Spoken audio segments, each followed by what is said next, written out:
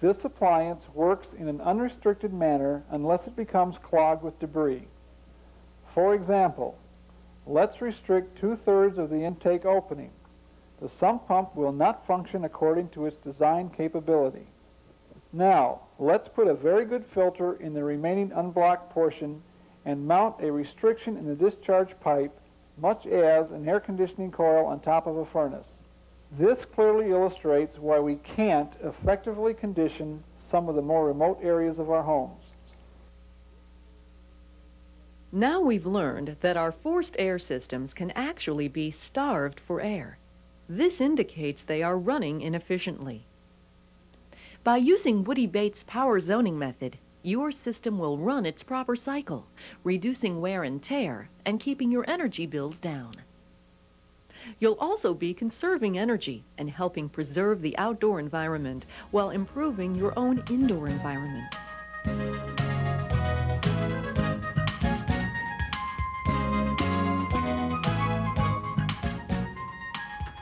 All right, we're going into the family room. These are the vents furthest away from the blower. Every vent in the house is open and the blower door is closed. We measure here, 300 feet per minute. Now let's measure with the blower door off.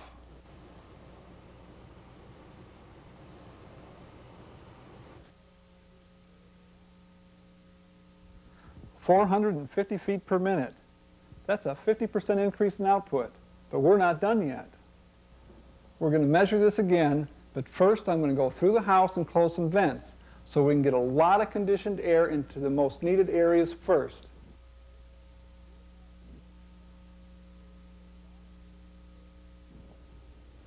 That's done. And now we measure 600 feet per minute. That's a 100% increase in output. You may be saying right now, hey, that's great. I'm going to be warm in the family room. But you've shut off the heat in every other room of the house. No, I haven't. As I said before, when you close the vents in your house, they're really not closed. Air still flows through them, but not at the same volume. Now, let's check some of the vents I've closed. More than 300 feet per minute. Now, even though I've closed all the registers in this area, I still have enough conditioned air to satisfy this space without interfering with the readings of the thermostat.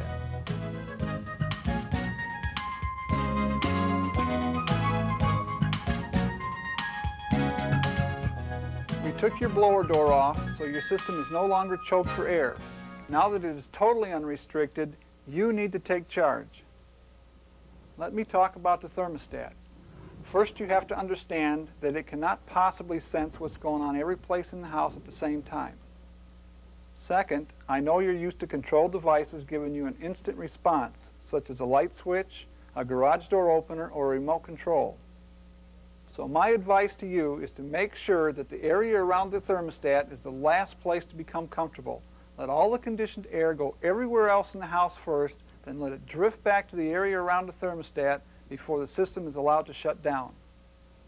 This I call neutralizing the thermostat.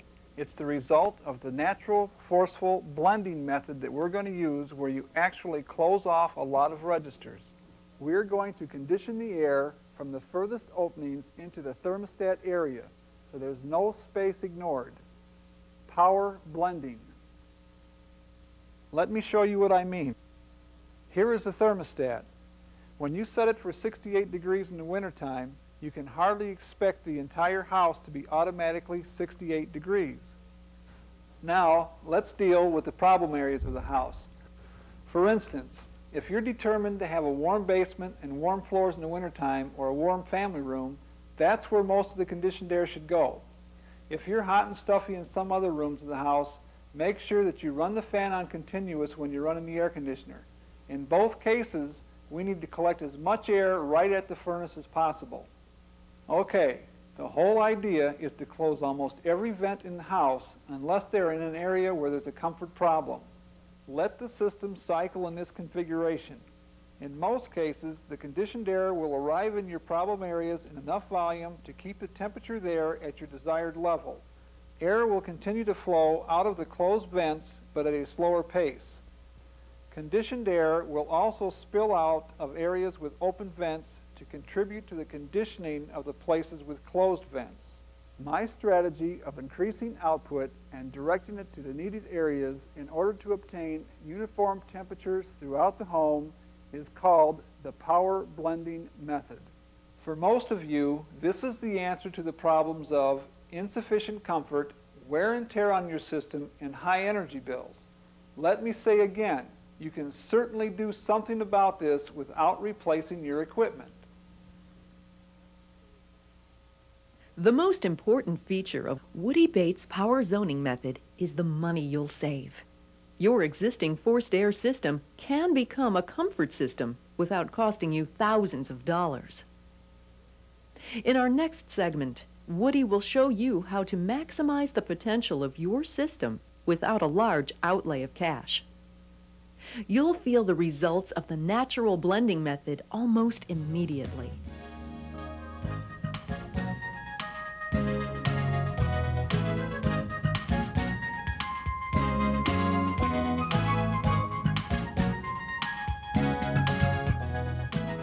We're going to connect a direct power return to your furnace.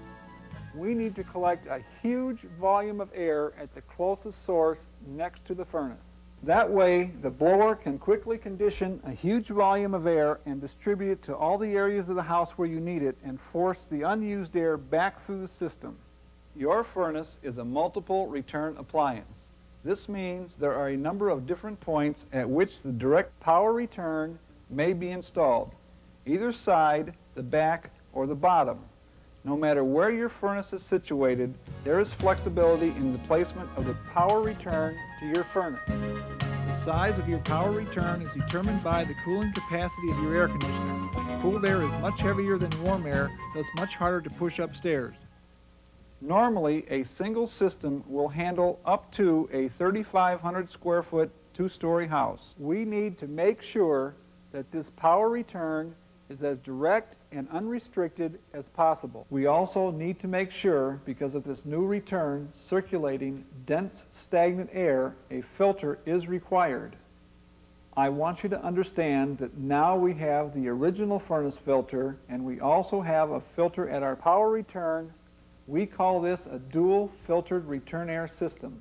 I have found time and time again that with these direct power returns installed, homeowners can regain control of their house, achieving a consistent, uniform level of temperature throughout the home.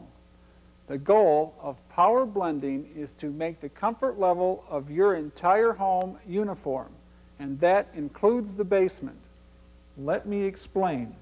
Whenever I speak of power blending, I'm talking about how absurd living conditions are in most homes. In the summer, the thermostat selection is around 76 degrees. The second floor is hot and stuffy. The basement is cold and clammy. The only area conditioned to your expectations is immediately around the thermostat. Why the difference in conditions? Well, one, the basement has pretty much been shut out of the system. There are few, if any, returns pulling air into the system from the basement and distributing it to all areas of the home. Please understand, you live in a container, much like the figurine in the snow globe. Of course, your container is insulated and cradled in the ground. Still, like the globe, the objective is to get consistent, uniform distribution. The 60-degree air from the basement must be forced up to mix with the oppressive air on the second floor. As the air cascades down and is constantly recirculated, the temperature in your home will be equalized, producing year-round comfort.